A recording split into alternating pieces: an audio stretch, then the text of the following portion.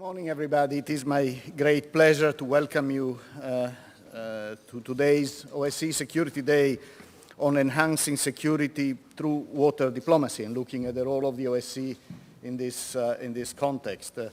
I'm particularly happy that we managed to put water as such on the agenda of the organization, albeit this is happening through a security day, so a track 2, if not a track 1.5 event. Water is in many ways already very present in a number of things that we do already. And perhaps the time has come to take a look at how we can address this issue more systematically.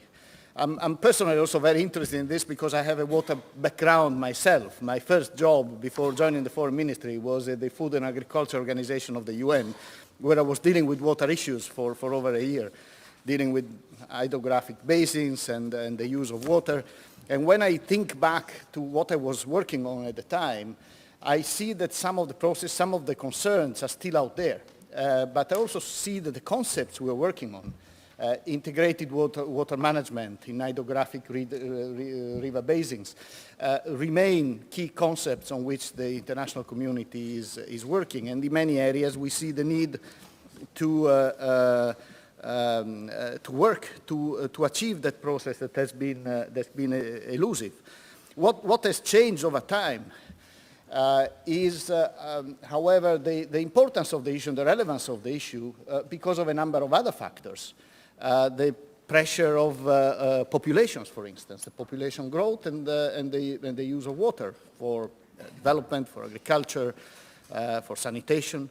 The pressure is increasing, and this is generating tensions within societies, but also among countries. Climate change. We see the impact of climate on water, and in some cases too much. We just saw these terrible floodings in Southeast Europe and how badly affected the countries were, but also the UK last winter. So it is an issue that is dramatically now taking its own profile and an issue that we need to start addressing more systematically. On the other side, we see the droughts and the impact of droughts on economy and the impact that this has on displacement of populations, migration.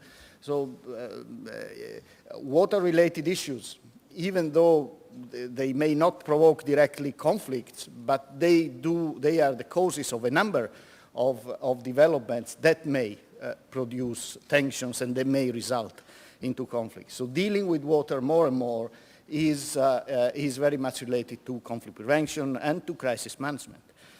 The OSCE, as I was saying, is dealing with water in many respects and in many ways. And one of the things we can do in this Security Day is looking at a number of models within or outside the OSCE, certainly in the OSCE area, and look at the stories we have, good stories. The Danube Commission, for instance, a very good example, established in 1948 and functioning throughout the Cold War. So when there is a concrete interest, also the divisions, the political security divisions, at the end of the day, don't block cooperation. And in 1994, the Danube River Protection Convention established the International Commission for the Protection of the River. Many stories we have which show also the importance of dealing with water in context of conflict resolution, the work we're doing on the Dniester River. And the ability for us to engage with the communities in the Transnistrian region of Moldova, with NGOs, with civil society, to address issues related to waters and addressing common concerns of the people is one way of opening up bridges and have the societies communicate to each other and deal with these issues. The water projects we run in Georgia, the Zonkari Dam project, where we also engaged with communities in South Ossetia through water-related activities. Those are all very good examples we can look into. The environmental aspect of what we do, the work we do through OSCESec is also very relevant and very important, and perhaps looking at some of the experiences we have there, the projects on climate and security, the activities, the centers, the oral centers that we're opening, raising awareness and spreading a bit more a sense that it is important for governments to focus increasingly on issues such as this. So what we would like to get out of this Security Day, apart from mapping out what we have, good experiences, best practices, but also trying to see ahead, first of all, how can we make more systematic what we do, but also what next steps can we consider. We have a number of excellent speakers today. In particular, I'm happy to welcome His Royal Highness Prince Hassan bin Talal. I was in Budapest at the Water Summit, and I heard him intervene at that summit. And I'm really looking forward, also in the light of the presentation you gave there, to your own perspective. And Jordan is a very active partner of the OSCE, so also it's a perspective that is very relevant for our organization. The Mediterranean dimension is also a dimension where the issues related to water are very important. We have the Valencia process, and one meeting of that process did take place, in fact, in Jordan a couple of years ago. So I'm looking forward also to his contribution, but to the contribution of all the speakers. I don't think we should, in an OSCE context or in this context, focus too much on narrow issues. Central Asia, for instance, and I see that the Special Representative Secretary General and head of the Center of Preventive Diplomacy in Central Asia, Masoyencha, is here today. And Central Asia will be an important part of our discussion, but we shouldn't be discussing here issues related to one dam or another. That's something that the UN are doing very well, and we should be supporting the UN in their work. But we should be looking more broadly at the process around this, and encouraging countries to work together to establish mechanisms to address their issues. There has to be a very strong ownership by the countries. It's their call, it's their issues. They have to find arrangements among themselves. But we as the organization, we can put our toolbox at their disposal. Perhaps we can adjust the toolbox. Perhaps we can think of CBMs in the water field. I don't know. This is something that I leave for the discussion and the conclusions. But from my part, I really look forward to a good day of debate, and I would like at this point to give the floor to Ambassador Greminger. I'm very grateful, in fact, to Switzerland, and together also to Germany and Serbia for their support to this event, the financial support, much appreciated. So thank you very much. Thomas, a few introductory words on your side. Thank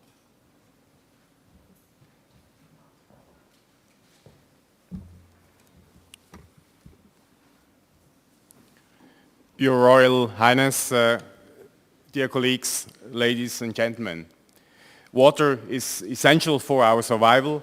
It cannot be substituted, and it is finite. Population growth, economic growth, contamination, and climate change are putting a growing pressure on the resource, increasing water stress and water-related conflicts in the OSCE region and indeed globally. As John F. Kennedy once said, and I quote, "Anyone who can solve the problems of water will be worthy of 2 Nobel Prizes, one for peace and one for science," end of quote. And I guess those words are more appropriate now than they have ever been in the 50 years since they were spoken. The global water crisis is one of the most pressing political, environmental, and social issues of the 21st century. 2.5 billion people still have no access to proper sanitation, with all the implications this has for health, dignity, and ultimately prosperity. Water demand is increasing and is unlikely to keep pace with water supply. According to the most recent estimates, over 50% of the global population may live under water stress by 2050. The consequences of these mounting water challenges are multifold. They can negatively affect regional and global food security, exacerbating disease, hunger, and poverty.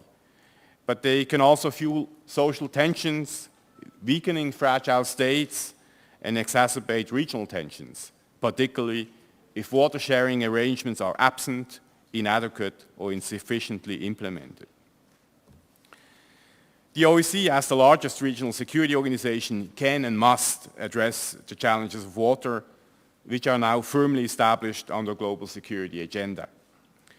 As the Secretary General has said, water is not an issue for the OSCE, but one that calls for renewed attention.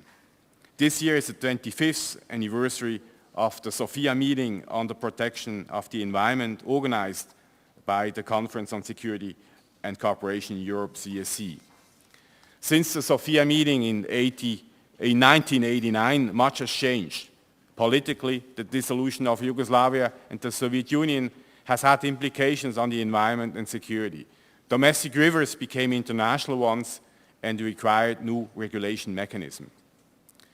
In the environmental sphere, in particular in the framework of the UNECE and the European Union, an advanced international environmental policy and legislative framework has been developed, including the 1992 UNECE Water Convention and the 1997 UN Convention on International Watercourses.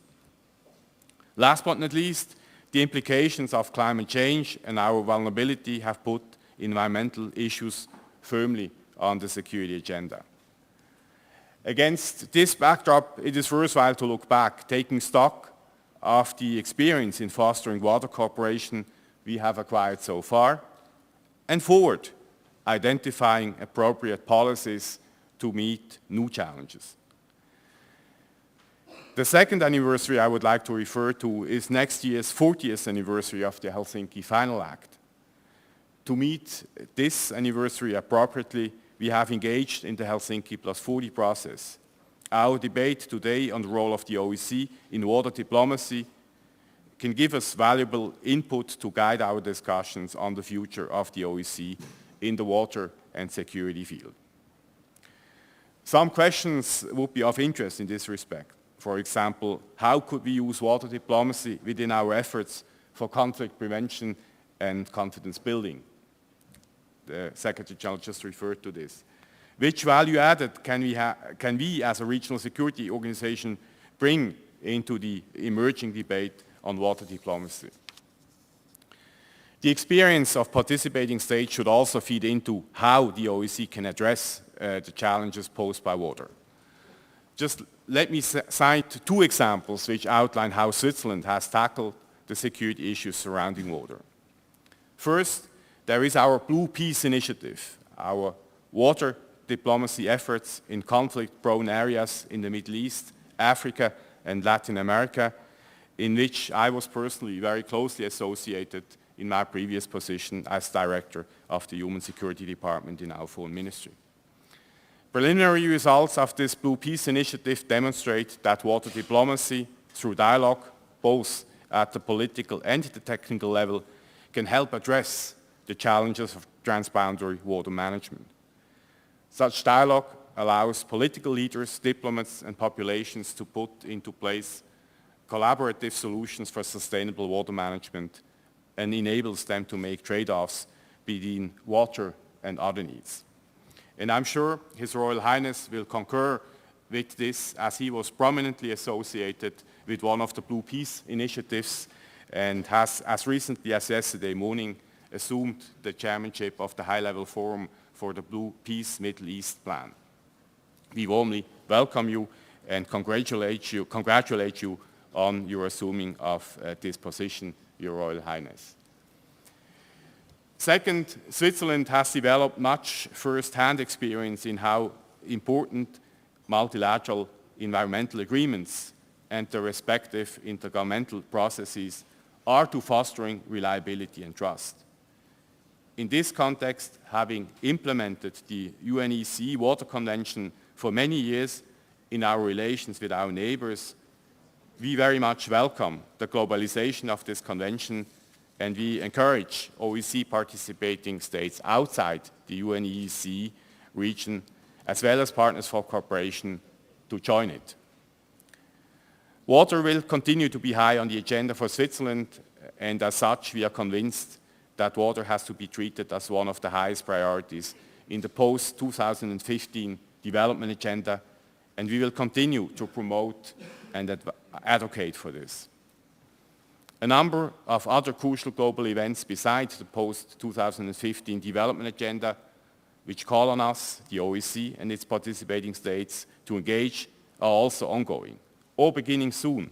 The UN Climate Summit in September, the development of a post-2015 framework for disaster risk reduction for the Third World Conference on Disaster Risk Reduction in 2015, and last but not least, the 7th World Water Forum in April 2015 in Korea. In the context of these processes, tackling water risks is not just an imperative, but it is also an opportunity.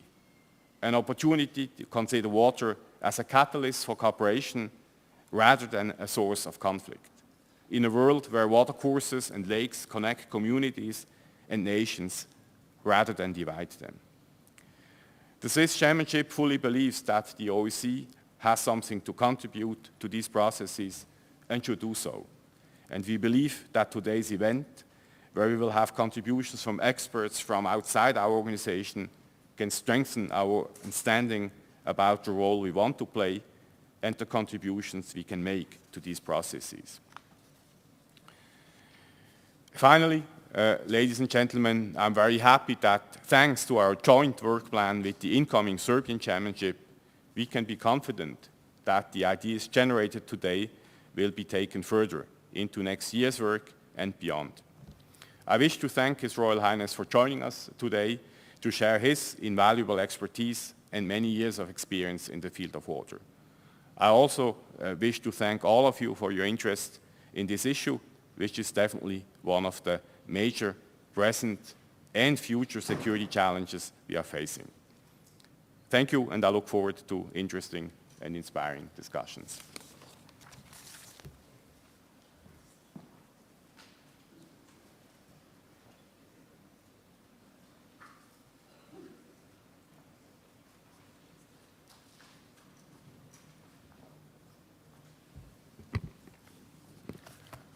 Ladies and gentlemen, good morning. Lamberto Zanier, with his customary courtesy, wanted to introduce me yet again. But the fact is that I have spent 5 days in bed in London with bronchitis, and whether I finish this speech or not is a question of climate. So you will forgive me if I start my remarks from the podium and then possibly sit down to take your questions, which I'm keen to hear. I'd like to say from the outset that if we were to take one look at the newspaper headlines today, I think we are all excused for believing that furthering human security is an impossible endeavor. Thomas Mann once said, "Krieg ist nichts als Drückerbergerei vor den Aufgaben des Friedens." And indeed, war is nothing more than shirking from the problems of peace. So we are here to wage peace. And we seem to have made up our minds not to deal with the problems of peace, the consequences of war. The consequences of warmongering are doing irreversible damage, not only to our generations, but more importantly for our future generations. And a few weeks ago, the United Nations said that the number of refugees worldwide this year crossed 50 million for the first time since World War II. when we presented the call for an international humanitarian order to the General Assembly of the United Nations in 1988, we spoke of all the uprooted. When the United Nations speaks of refugees, it speaks of HCR mandate or UNRWA mandate, but it does not attend to the needs of stateless people, displaced people. So the overhang of population movement in our region, even before the Syria crisis, was 20 million people. The expectation in the next few years of movement, in the case of the climate change in Egypt, the rise of the Mediterranean, is 45 million people from the delta of the Nile. And yet again, another 45 million people in Iran because of drought. But I'll come to that in a minute. All I want to say here is that in the Horn and East Africa, let us look beyond the figures. Children make up as much as 60% of these quote-unquote refugees. While in the Middle East, this number is as high as 47%. Over 800,000 children die due to diarrhea every year. 800,000 children. I used to say, if you want to look something up about Prince Hassan, look at YouTube, Prince Hassan World Toilet Day, November the 17th, and everybody would smile loudly. I'd say, if your children are going to be exposed to polio, to diarrhea, we would not be smiling. This is the challenge that we are facing today. 800,000 children, just think about it. That's nearly as many children enrolled in every school in Austria.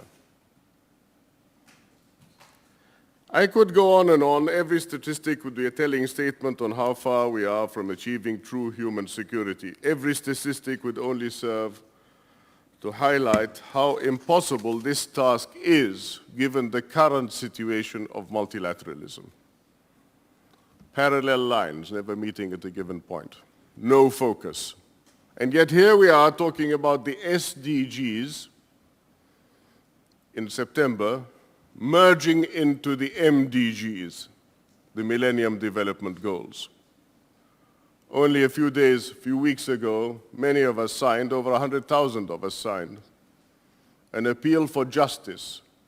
I never thought that the United Nations hadn't considered justice as being a development goal. But in the context, I want to say we're talking about an interconnection of ideas. Water and energy, water and hygiene, water and agriculture, and so on. It seems to me that when our Swedish friends very kindly presented the idea of resilience, a resilience center after the failure of the climate talks in Warsaw, that they were being extremely clear on the issue. The issue is resilience means interdisciplinarity, cross-cutting themes, and resilience means eco and social. But surely, giving up in the face of the impossible is not acceptable in the land that gave birth to the genius of Mozart. Speaking of Mozart, I'd like to tell you an anecdote about the great composer, which I hope is true, because so many anecdotes are apocryphal, but here goes. It is said that Mozart once challenged Haydn to play a piece that he had just composed. The composition required the musician to play a note in the high treble with the right hand and the note in the low bass with the left. There was also a note in the middle. Haydn told Mozart it was impossible to play this piece. He said it would take a person with 3 hands to play Mozart's composition. Mozart smiled. He sat down at the harpsichord and began to play. When he arrived at the part of the composition that had caused Haydn so much stress or distress, he played the bass note with his left hand, he played the treble with his right, and as for the note in the middle, He played it using his nose. Even after this amazing accomplishment, Haydn was reluctant to give Mozart a compliment. With a nose like yours, it becomes easier, he said. Today, as the world continues to grapple with the seemingly insolvable puzzle of human security, we have to ponder the question, can we all play a part in ensuring that we create a new humanitarian order based on human dignity? Or should we sit back and leave the task to a select few? The people who possess the equivalent of the nose, like Mozart. I believe that we can all and should play a part. I've been looking through many of the notes that have been so kindly prepared before this conference, and I would like to thank many of you for your contributions in a moment, but I want to go back to my central theme. To create a new humanitarian order, we need to ensure security in the global commons.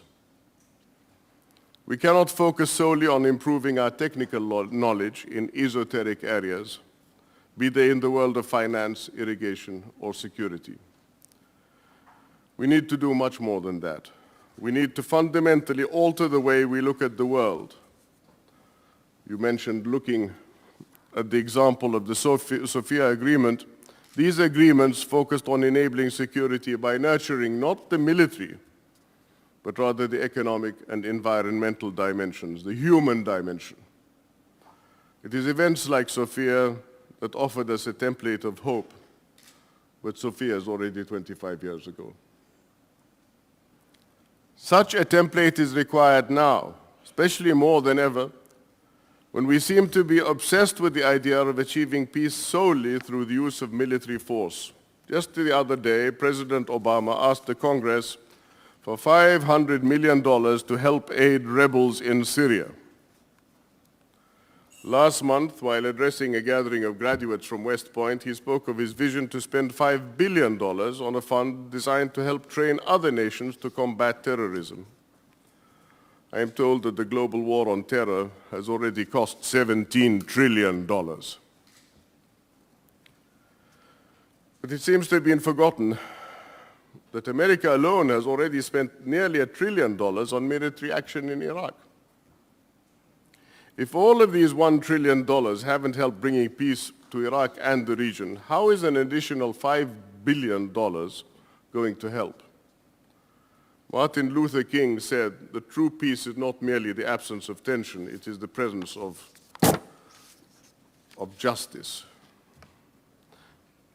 That's why the agreements, such as the one reached at Sofia, are so important. But don't misunderstand me. Our conversations here are about building a concept. They are not about negotiations.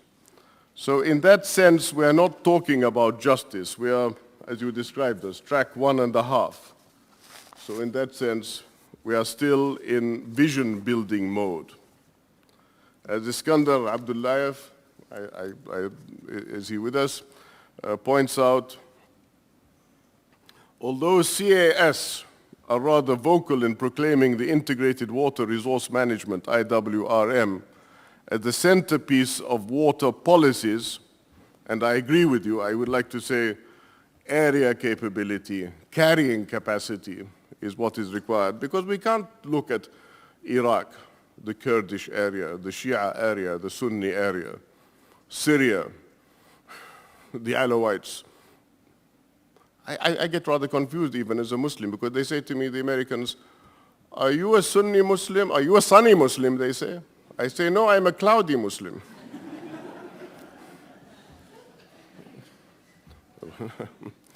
So this morselization of our region, I mean, when I was in the Balkans and met Mr. Akashi in the 1990s, we thought that morselization, that Balkanization would never come to our region. Now it has come, and it is even worse than it is in our region. In our region today, the level of hatred is unbelievable. So how can we talk about a carrying capacity, an area capability? I think that the OSCE, if you will accept my suggestion, has a unique opportunity to play a significant role in establishing a platform for ownership of the water sector. And this is why I think that your exercise today is so important. That's why I would have fretted much more by not coming than by coming. So please bear in mind that our Near East region, Eastern Mediterranean region, has never had a crisis avoidance capability. I have asked Secretaries General, since Secretary General Waldheim, why is that? And the answer was always, ask the Security Council. You ask the Security Council, their military staff committee never meets. And they have so much on their agenda that it is impossible to talk about a crisis avoidance capability for a region where you have 3 strong countries, Iran, Turkey, and Israel, the omnipresent United States, and we Arabs have become cannon fodder. All we're good for is supplying oil and more money to buy more weapons.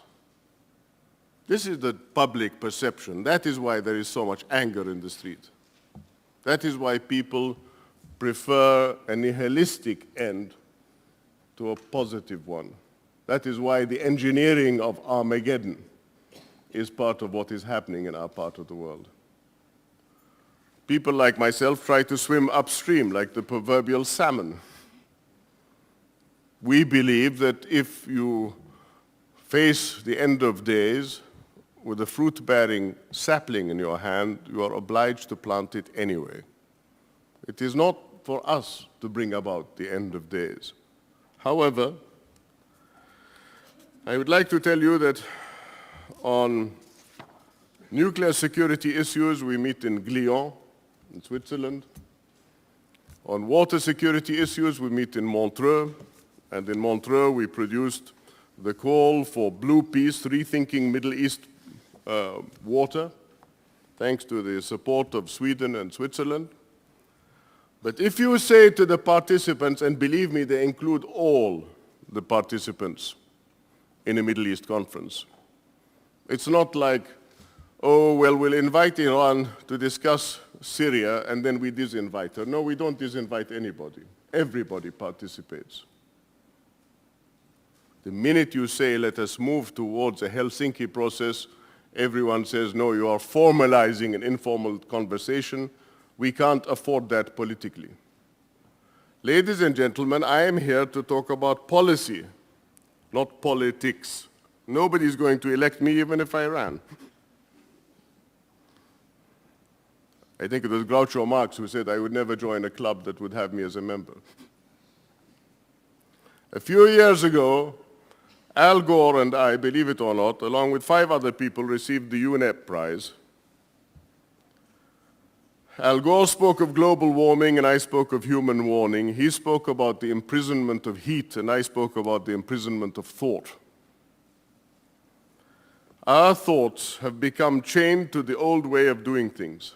The old ways that place more importance on economic growth and political power rather than the furthering of human dignity and human well-being. Setting our thoughts free from these old ways will not be an easy task.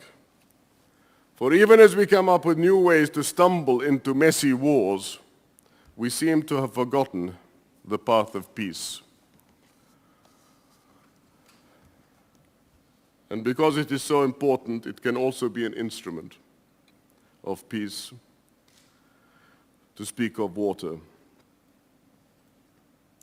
As I did between India and Pakistan some years ago when I had the facility of being allowed to travel from Lahore to Delhi. Between Israel and the Palestinians. And between any 2 peoples of the world who value this precious resource enough not to fight over it. As Lucas Beck says in one of the papers, where is Lucas Beck? Somewhere. There you are.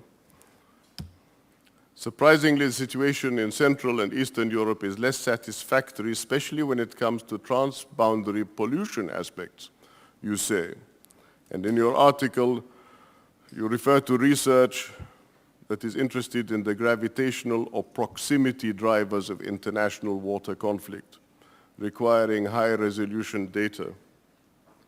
I want to tell you that I had the distinct privilege of serving as the chairman of the UN Secretary General's Advisory Board on Water and Sanitation.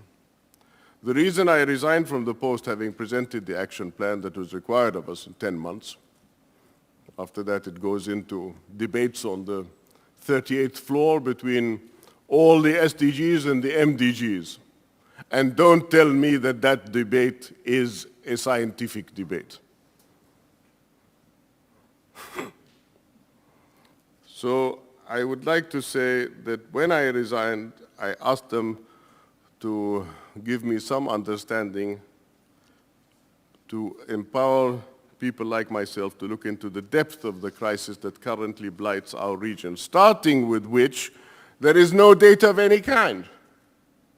There is no knowledge base in our region. They used to say knowledge is power. Today I think ignorance is power. The most effective knowledge is the domain of ministries of the interior. The ministries of, what do they call themselves? Curative medicine, I suppose. But preventive medicine, education, health, water, look at the priorities. Knowledge, in 1970-something, we started with UNDP in Buenos Aires. Bradford Morse was the administrator, and we called for an international database with a network in each of the continents. Data became informatics, informatics became knowledge. There is no knowledge. As part of my new focus, I hope to give serious time to chairing the high-level forum for the Bloom Peace Middle East.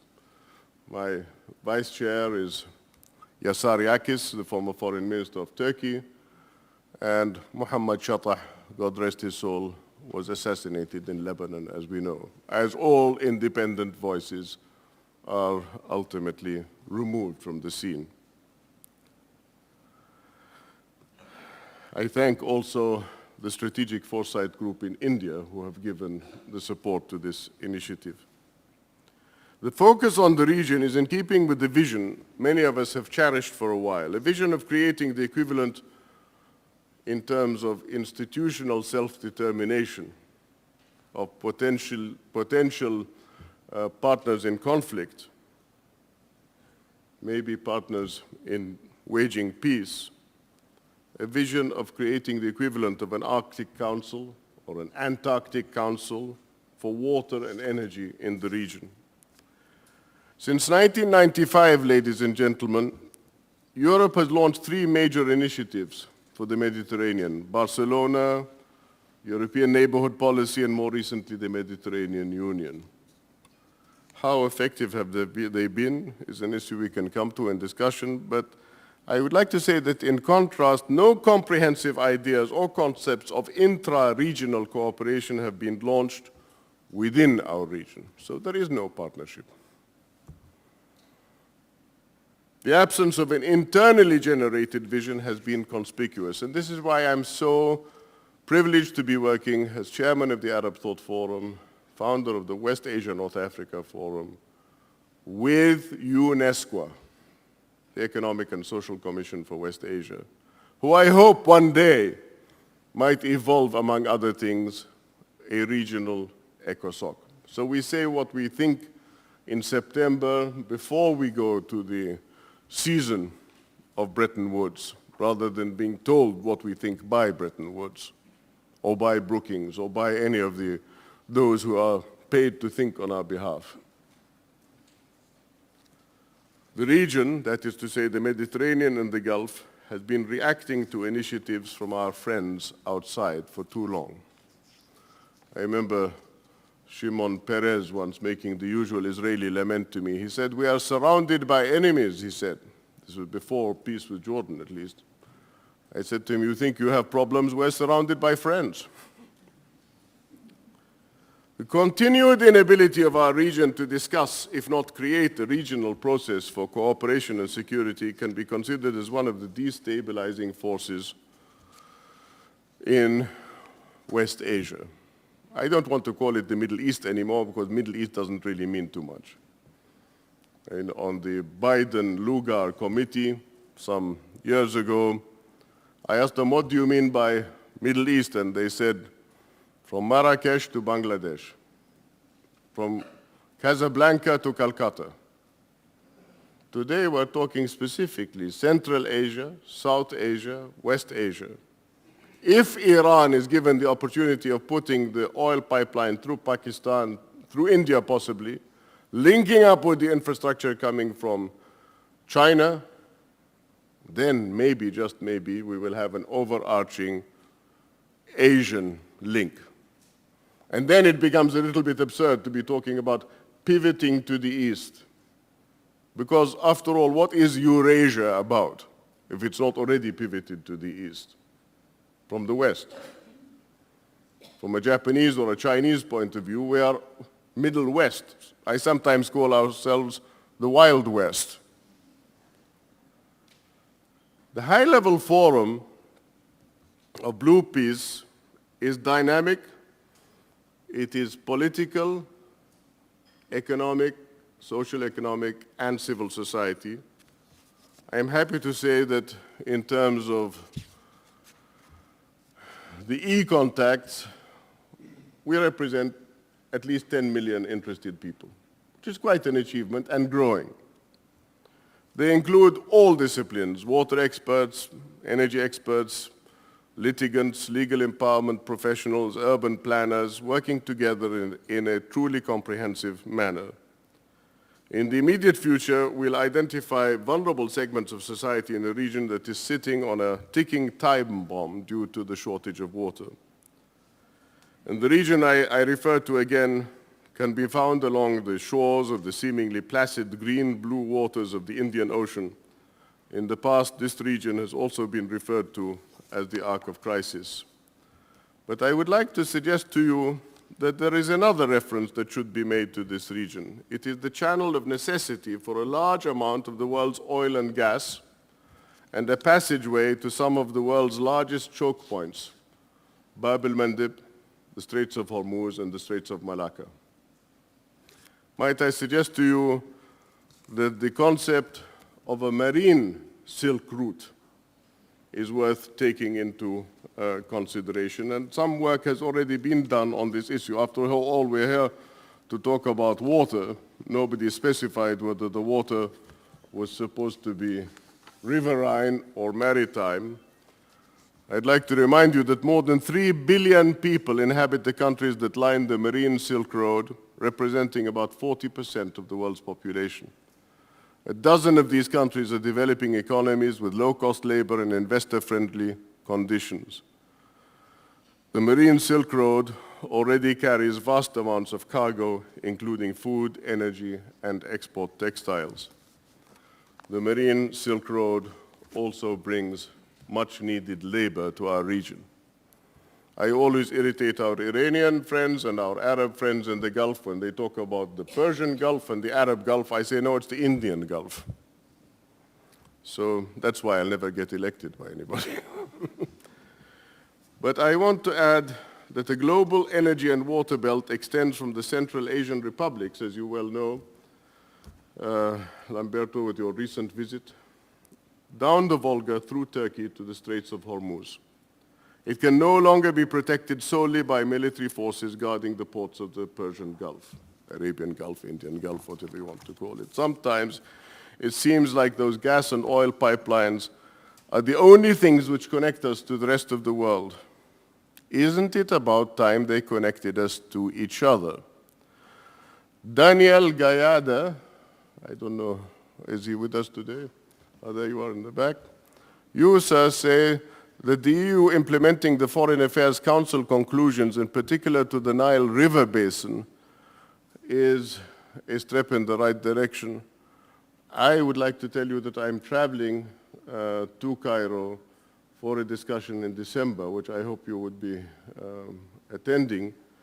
And in that context, I think it's extremely important to bear in mind where we live. I don't know, all you distinguished ladies and gentlemen are surely aware of what Mesopotamia means. The land between the two rivers, Tigris and Euphrates. Iran, the land beyond the two rivers. The concept of the Nile is now becoming a regional security issue once again. And we have stopped focusing, unfortunately, on these strategic issues. We've started looking after the interests of people in a project-oriented manner, not a visionary-oriented manner. Nobody is looking to the interest of the people who neighbor the waterways, who neighbor the pipelines. And we cannot continue to ignore the legal rights of the most vulnerable and continue to disempower them from enjoying access to their fundamental human rights unless we want to push them all into the lap of the black economy and the black flags. Because quite honestly, all of this extremism is generated by the failure of good governance. The opposite of good governance is corruption. When good governance fails, corruption rises.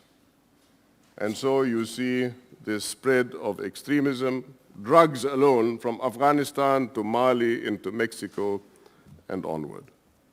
Only a few years ago, Jordan was the fourth poorest water country in the world. Now we are struggling to cope with influx of anywhere between 200 to 400 Syrian refugees a day.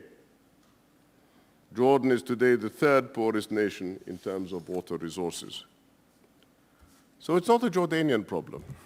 It's not a Syrian problem. It's all our problem. The WHO estimates that a person needs 1,000 cubic meters of water every year and uses the number as a benchmark for water scarcity. Jordan, Gaza, and the West Bank have 100 cubic meters of water per year.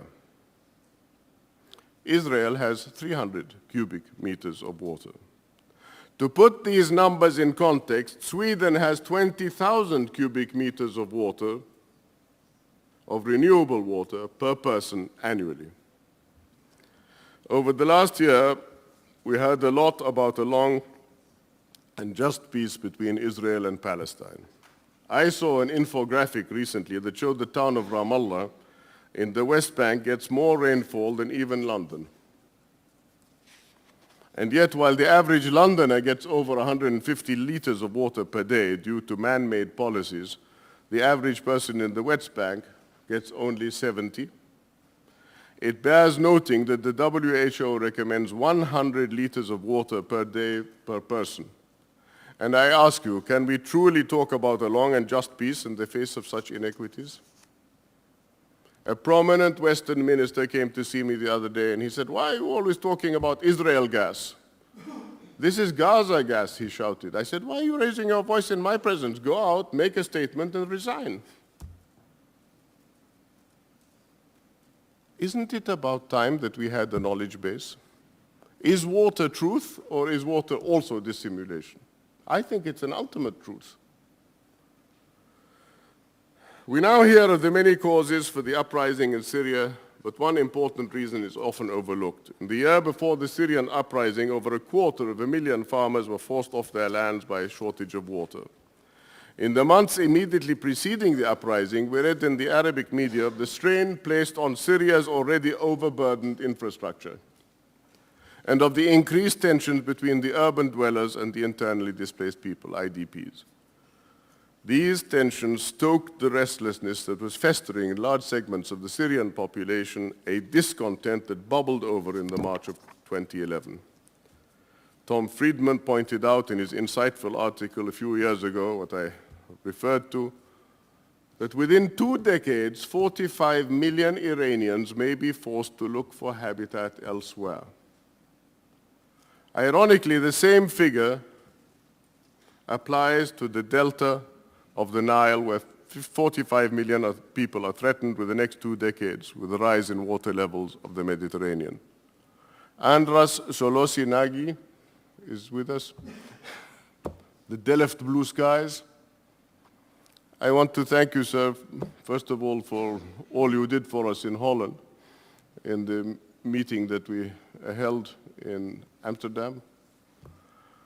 And I want to thank you for emphasizing the importance of what I call ignoring political boundaries. Competition, you referred to, between users and use of water. The Benelux concept has always been an attractive concept to me because it has emphasized the importance of creative commons between the countries. I don't know whether the Benelux concept would ever apply to our part of the world, but I do know that unless and until we listen to the wisdom of the Japanese parliament, the Diet, in 1988, they said there will be no stability in the Gulf region unless there is stability in the hinterland region.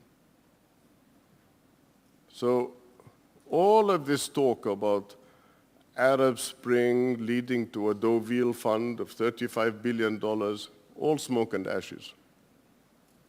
All the talk in the MENA conference of 1994 of $35 billion for 24 countries from Morocco to Turkey, inclusive, to prevent the will of migrants to cross the Mediterranean. You see what is happening in the Mediterranean. So please let us read something a little bit more into that users and used concept. You can spend $35 billion on creating homeland security, Fortress America, in one signature, but you can't spend $35 billion with the participation of East Asia, the Gulf region, if indeed it has the will to participate in such an exercise, the OECD countries, to emphasize the importance of human security. I remember talking to the Sherpa of the German OECD delegation, who said, why do you need a regional bank for reconstruction and development? You already have the EBRD, the EBI, EIB, and I said, well, that's wonderful, but what do they do? SMEs, he said. I said, well, the whole economy is SMEs. I said, now I got it. We here are talking about social cohesion, and you from Germany are prepared to pay our social cohesion bill. Do I understand you correctly? He said, no, of course I didn't mean that. So what we need is a little bit of independence of thought. Allow us, encourage us in the region. Cajole us, force us to develop institutional self-determination. And once again, maybe it's not the right platform, but I want to tell you, when we called for the establishment of zakat, which is not correctly translated as alms, A-L-M-S, but is a form of empowerment when you zeki somebody to be something better, a refugee, for example, in all the different categories. You are spending a lot of money in empowering and enabling people to become citizens of the region on a colorblind basis, not mobility stakeholders on Mars and development stakeholders on Venus, as Peter Sutherland, my colleague on the Mobility Commission, says, but human beings as human beings, a critical mass. There's a lot of pontificating about Sykes-Picot and so forth. It doesn't concern me. We're not here as historians. What we are here is to recognize that the time has come to make a quantum leap by looking at the human dimension, the eco-social dimension in a region as a whole. I don't even want to get into the destruction that 1 million soldiers have wrought on our region in terms of the habitat. This is not the time or the place. But I want to say that we recently witnessed the Arab Spring, and if matters continue the way they are, I don't think that the question that I would like to raise continuously will go away. It remains. Can all the countries in the region who are involved in seemingly endless conflict come together to solve the water problem? My greatest joy since 3 years of Arab Spring was to sit and to listen to 200 water collectives in the Jordan Valley talking for 3 hours for the first time in 3 years on issues of content. This is what I would like to invite your institute to help us help ourselves to achieve.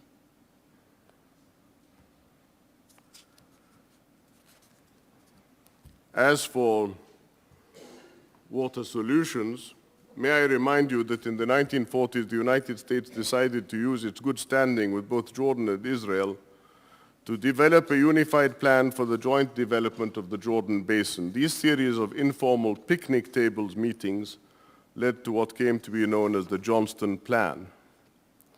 And I would like to thank Jana Huso-Kallio, thank you so much, for the Finnish-Russian Transboundary Watercourse Commission. You were one of our participants at the last meeting of the Blue Peace.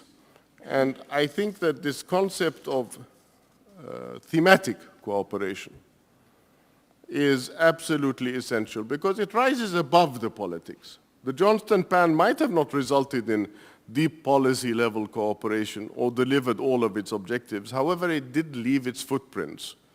Water cooperation was a central tenet of the peace plan between Israel and Jordan in the 90s. So, in conclusion, if the history of humankind is replete with instances of savage conflict, there are also numerous instances where humans have cooperated with each other to achieve tasks whose scope extended far beyond the lifetime spans of their lives.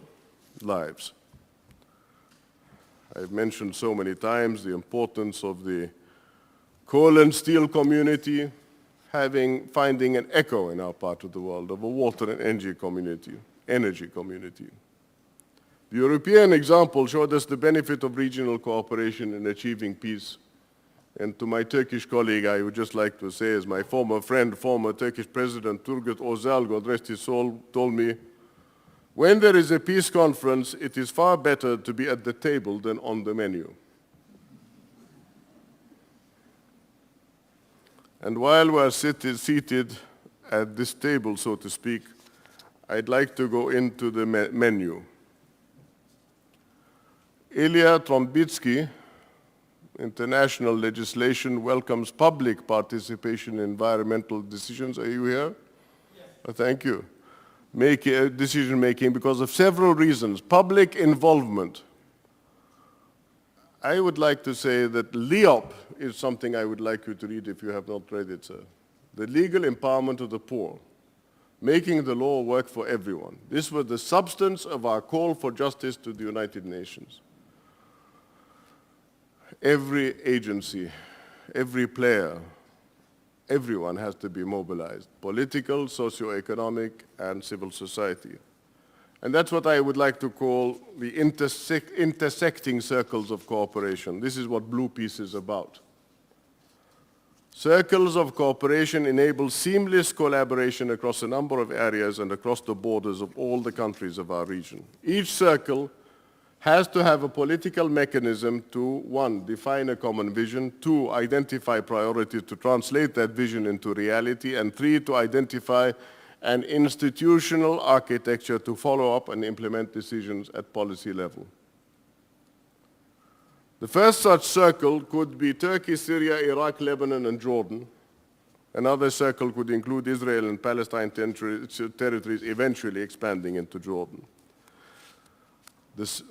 At least we can simulate it. The circles would determine principles for cooperation among multiple avenues, be it goal setting for water conservation, climate change, and research and development. And the second point I'd like to make is the importance of the preservation of groundwater. And I want to thank yesterday a colleague from the IAEA who was talking about mapping groundwater. Groundwater aquifers constitute over 33.5% of available water in Jordan, 60% of freshwater resources in Israel, and make up 100% of freshwater resources in the Palestinian territories.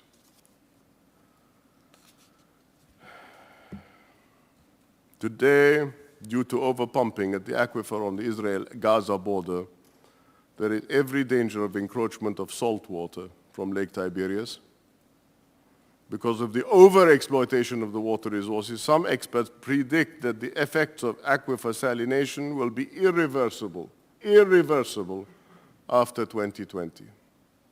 If you think we have a potentially explosive situation in Gaza, let me assure you it pales before what is coming 5 years down the line. That's why it's absolutely essential that we extend the scopes of circles of cooperation to preserve these valuable sources of water. Thirdly, I'd like to focus on the effects of migration. In recent years, millions of people have been displaced within their countries or crossed to new countries due to violence over the effects of climate change. Currently, the Zaatari Syrian refugee camp in Jordan requires 4,000 cubic meters of water a day. Every day, more than 270 tankers deliver water to the refugees living in the camp. There's little point of thinking of these refugees as a Syrian problem, as I said. A recent study estimates that the refugees are displaced from their home countries for an average of 17 to 20 years, according to David Miliband and IRC, 20 years. Given the extended length of time a refugee stays in the host country, can we afford to keep thinking of these people as Syrians or Egyptians or Iraqis? What about thinking of them as Arab citizens? If they're European citizens, Arab citizens. They're not necessarily nationals of Jordan or nationals of this one or that one, but at least give them some kind of recognition and regional citizenship. Which brings me back to Nabil Arabi and the discussion on water with the Arab League. It also brings me to the all-important issue of empowerment. We need to focus on solutions that empower and enable people to make them part of the solution. Only then can we arrive at truly sustainable solutions. The joint ownership of water by residents that live along the Danube and the rice farmers in the Australian outback, or the three nationalities that border the Bodensee, 300 towns own the water of the Bodensee. These are examples, I think, that should be followed. I'd like to end this by saying that we are at the crossroads and we have a choice to make. On one end, we can continue to live by taking water for granted, and this would be a major tragedy for even the very people who seem so determined to send us to the end of time seem to recognize the value of water. Recently, there were reports in the media of the dangers of the Mosul Dam falling to ISIS, or ISIL. And if that were to happen, scientists say Mosul would be completely flooded within hours and a 15-foot wall of water could crash into Baghdad. I'm rather happy to think that our Swedish friends are still involved with maintaining the security standards of the dam. I don't know whether the dam has changed hands or not. But it seemed that with these extremist groups, there are two lines that should not be crossed. One is Western interests, quote unquote, and the other is attacking Israel. I don't think the first has yet been crossed because the refinery seems to be going pretty well, and the dam has not yet been broken. But the threat remains, and this is water, empowerment through water. The last point I would make, as we call for cultural heritage to be preserved, let me remind you that Babylon was destroyed by tanks turning it into a public parking lot, Babylon, and today Nineveh of the Assyrians, both great water civilizations, is under threat. The fact that many of these works of art that are coming to the West are being sold means that somebody is buying them. But you can't transport the environment of the cradle of civilization from one part of the world to another, however despoiled that part of the world may be.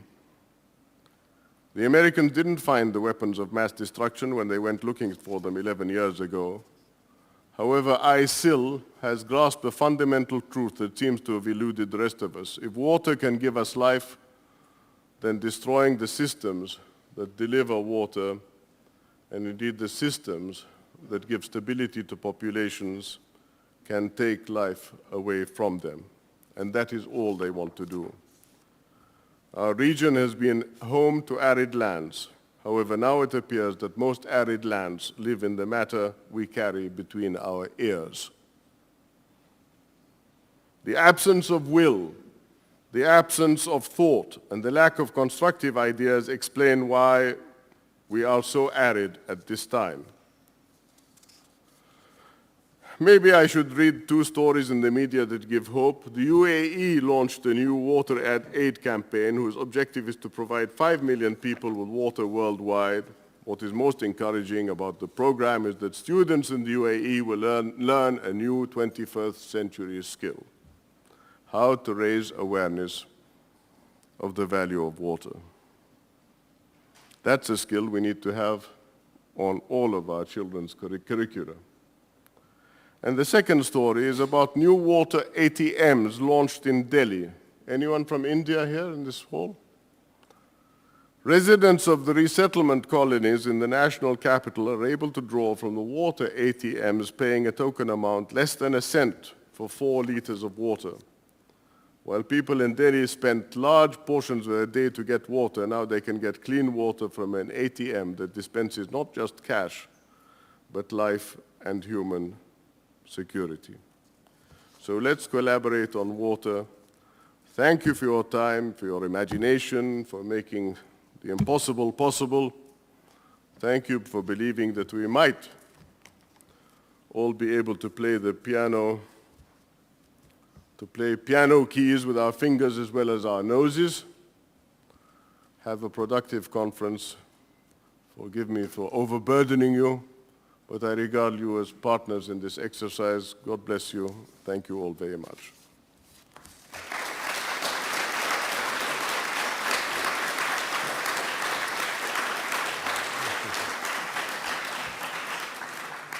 And if you'd like to pose any questions, maybe we can convene at the, or I'm quite happy to stay here if you would like to go ahead. Please go ahead.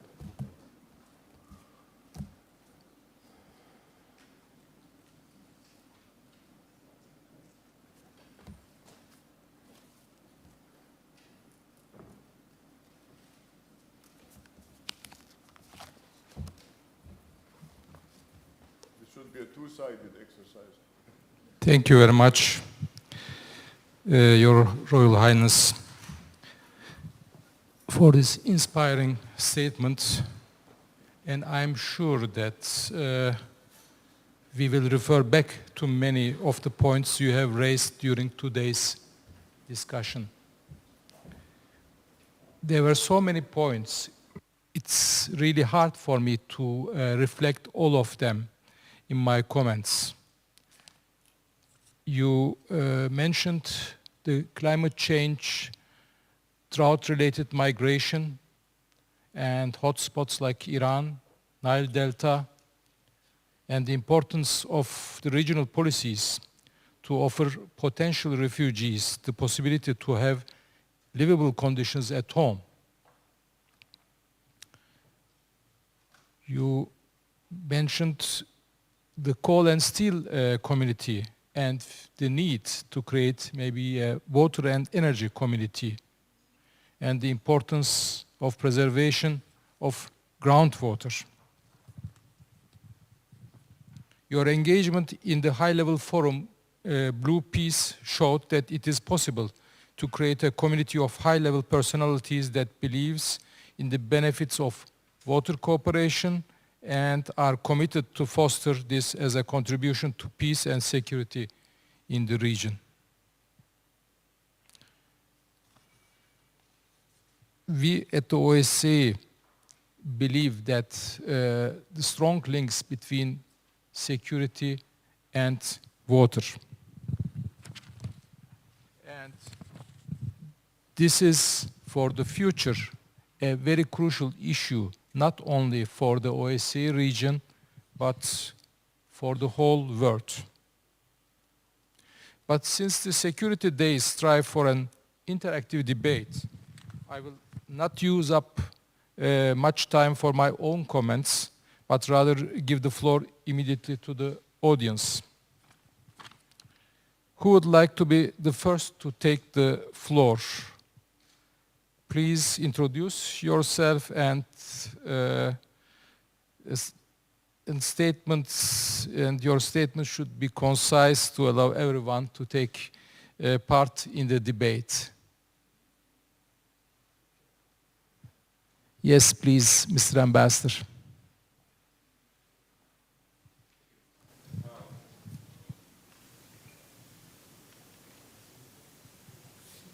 سمو الأمير صباح الخير. الحمد لله على السلامة. Welcome here. Khaled Shama, Ambassador of Egypt.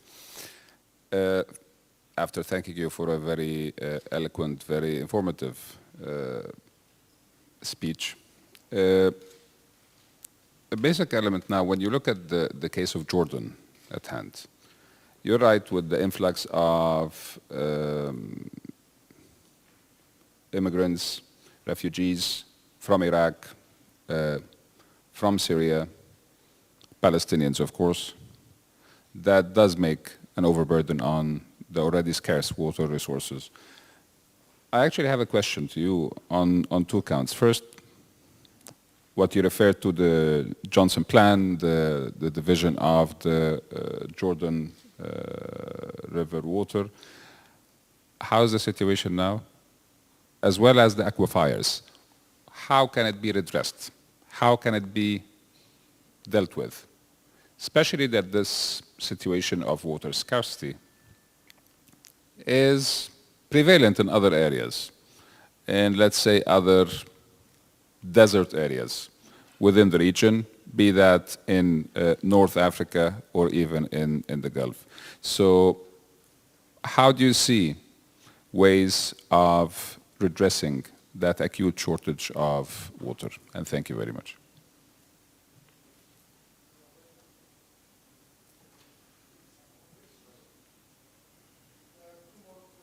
Maybe we can take them also. Please, Ambassador Zanir. Yeah, I would also like to thank you, Your Highness, for this presentation. I think we needed the big picture. I wanted to come back to one point you raised, and this was the issue of politics versus policies. And I suspect politics will always be there. We won't get rid of them. But that's why we will need stronger policies. When it comes to water, do you think we should make an effort to try to mainstream water-related issues in a broader context and try to have water more present in engagements, for instance, on conflict prevention, and try to force an angle in broader initiatives focusing on water because of the long-term perspectives of that, and also looking at other areas of education, for instance, you refer to that in a slightly different context, but maybe also raising awareness of younger generation for issues of this kind, or working with civil society and having NGOs from different countries, from regional environments, focusing also on water as an issue completely, so a kind of a bottom-up approach. What is your advice in these fields? Thank you. Next question, please.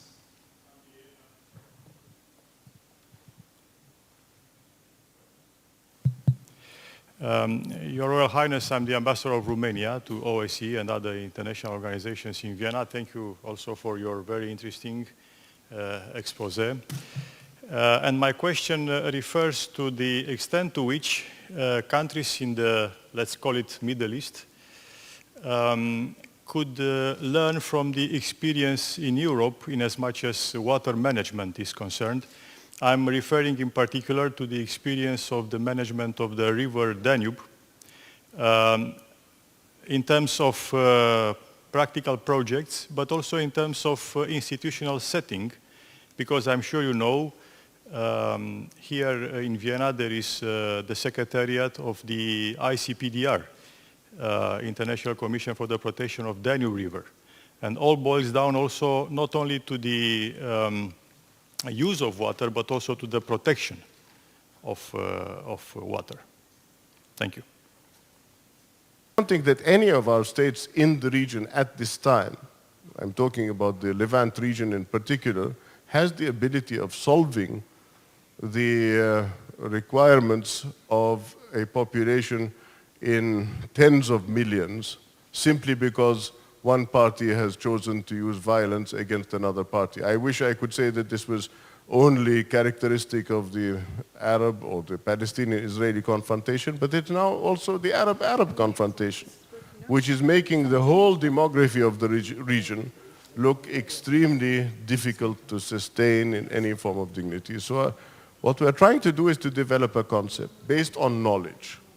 And I think that the creation, to go to Lamberto Zania's question, of politics versus policy, what we need when we speak of water in the broader context is a supranational approach. But you can't talk about it in a supranational way. You have to talk about non-threatening confidence-building measures. Because if you say supranational, people are immediately going to think that this is going to take away from your sovereignty, to take away from your national dominance. No, I think that you have to talk about confidence-building measures through non-threatening policies. I don't think there's anything threatening about the policy, correct me if I'm wrong, if we're speaking openly in the way that we are speaking at this time, where you're inviting views and counter-views. Secondly, I think that to touch on the second part of your question in terms of education and bottom-up approach, this is all bottom-up approach, because governments are locked into a certain MO, modus operandi. If you speak to the World Bank today, they say, we are happy to support the national budget of countries X, Y, and Z. But if you talk to them about refugees, there's not so much interest in providing blankets as there is in supporting the national budget. My question is, how long, if we're going to educate policymakers, how long will it take before fiscal flows begin to flow to the regions of the respective countries that are affected by the migration flows? How long will it take for us to be objective in looking at this as a generic problem? And as I said, it's not an Egyptian problem, a Syrian problem, an Iraqi problem, a Palestinian problem, a Jordanian problem alone. It is all our problem. So in that sense, when I say UNESCO, what I welcome about the Economic and Social Commission of West Asia, that it's the only organization that is working at the professional level at this time. With all due respect to the Arab League's last conference held in Jordan was focused on the breakdown of good governance. And I thought there was more meaning to that conference and that title, simply because the Arab League is not supported to the extent that it should be by the Arab countries, who, if they are going to go to the United Nations in September, and I think there are 6 Arab countries involved in monitoring this process, maybe Dr. Hakam, you could speak to the ambassador of Egypt in a minute and explain who those 6 countries are. I am trying to meet with them in Tunis before they go, possibly, to say, what are you going to say? What is the Arab case? What is the thematic case? So what is the generic case? So to go to your point, Ambassador, the Ambassador of Romania, I'd just like to say that yes, the Danube Commission has always been an example, for me certainly, in developing a Jordan Rift Valley Commission. The biggest Rift Valley in the world, from the western coast of the Red Sea all the way to Turkey. Why is it that we can't develop here an organic process, step by step, where we look at all the aspects of water in terms of, as I said, water and hygiene, water and M&I, water and agriculture, and so forth. But if we continue the way we are, talking about engagement with foreign assistance without a concept which is authentic and generic coming from the region, then that assistance is going to go to flavor of the month projects, which are not going to address or diminish the kind of existential problem that we are facing. Although I want to say that, of course, even in the Danube, the question of cyanide poisoning and so forth in the Danube have been extremely educational for us. Because the whole idea of Tiberias, for example, being poisoned, or the attempted poisoning of the Bodensee, all of these things have not gone unnoticed. And they have a lot to contribute in terms of a human security answer to a basic security issue, or a current security issue. Basic security, as you know, is weapons of mass destruction, including chemical. And current security is terror-related. If we have an institutional answer that is clear, transparent, effective, and with good governance, such as a supranational regional commission, of course you have the Nile Basin, which is a supranational commission. If a moment comes where this evolves into a management concept, this would be a step very largely in the right direction of creating regional creative commons. Thank you. Thank you very much, Your Royal Highness. I see another question here, please.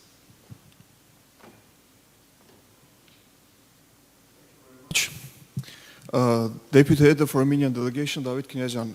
Sabah al-Khair wa ala wa salan ila Vienna.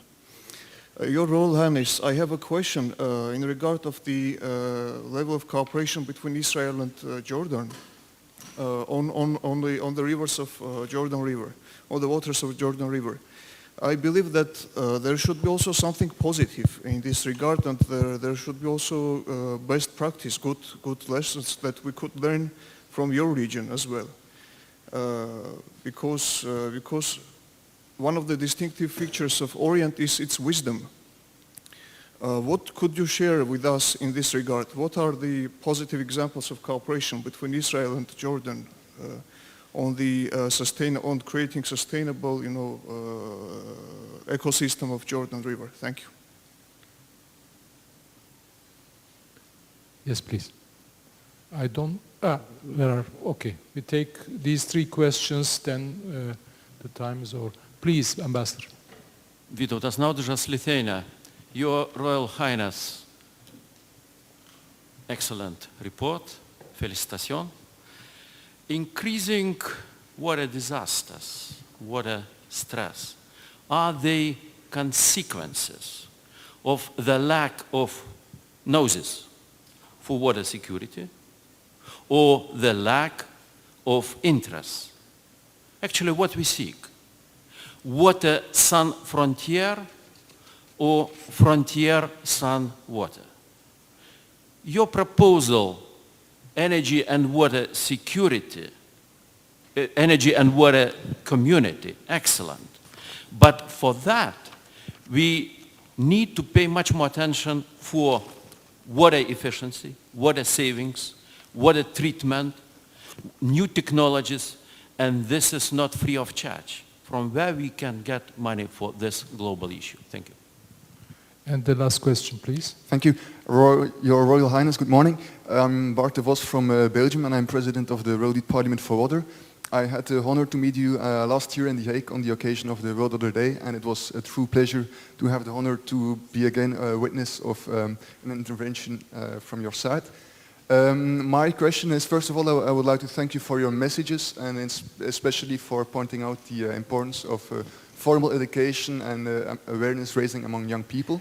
But I would like to remind all of us that when we talk about awareness raising of young people, there is not only an important role for formal education, but also for the work of youth movements and youth organizations themselves, who are doing across the planet very valuable work on raising awareness among their young peers, their young friends.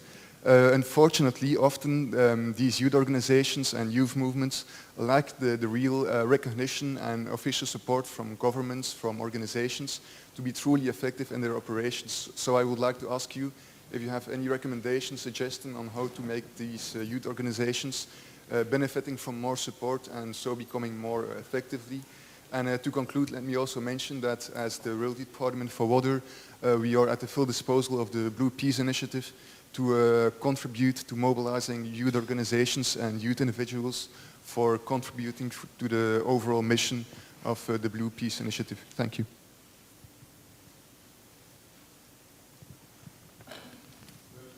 I'd like to thank, I believe the question was from an Israeli gentleman, the first question?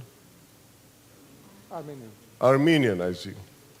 Well, I would like to say that as far as the cooperation with Israel is concerned in the water agreements, in the peace agreement, as I can't recall the exact shares of partition between Jordan and Israeli agreements as they stand, particularly as we enter into the summer months where water shortage is predicted. But I do know that there is a continuing debate over this issue, and one of the functioning aspects of that peace treaty, maybe one of the redeeming aspects of that peace treaty, is the water aspect. But on the other hand, I want to say that in the broader context, all the wells that we dug in 1967, before 1967, in what was then the West Bank of Jordan, which were regarded by the American Point 4 program as non-productive wells, today seem to be overproducing. So I want to say that the question is one also of trust, of a regional trust. If you talk to the technicians, the relationship is scientific, empirical, pragmatic. If you talk to the politicians, that's what enters, that's what brings the problem to light. I mean, if you talk about our meetings in Montreux, for example, yes, Israelis were there, and every other nationality in the region was there. And I was there. And then we went to Sinop in Turkey, and everybody was there.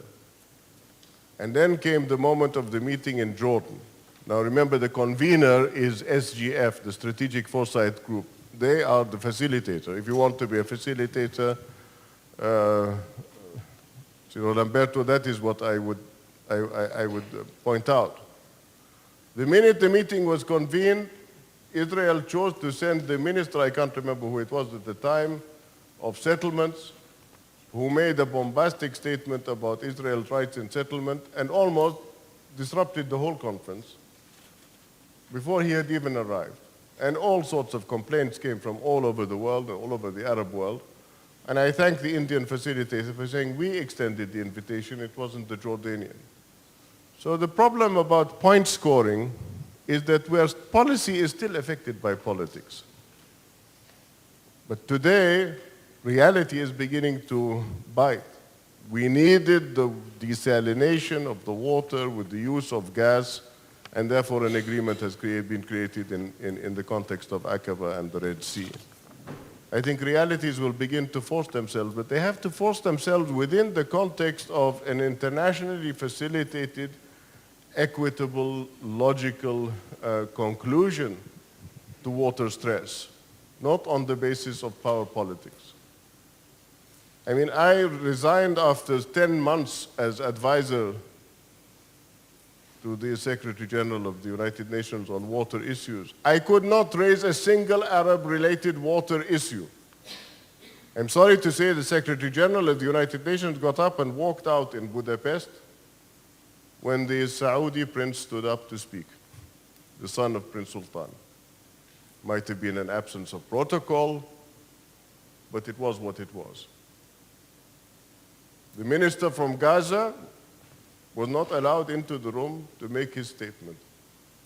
And he looked at me with tears in his eyes and he said, Gaza water is an amana, a trust on your shoulders. I don't want to tell tales, but it is a very, very difficult task to negotiate even a few minutes for an embattled population in one of the highest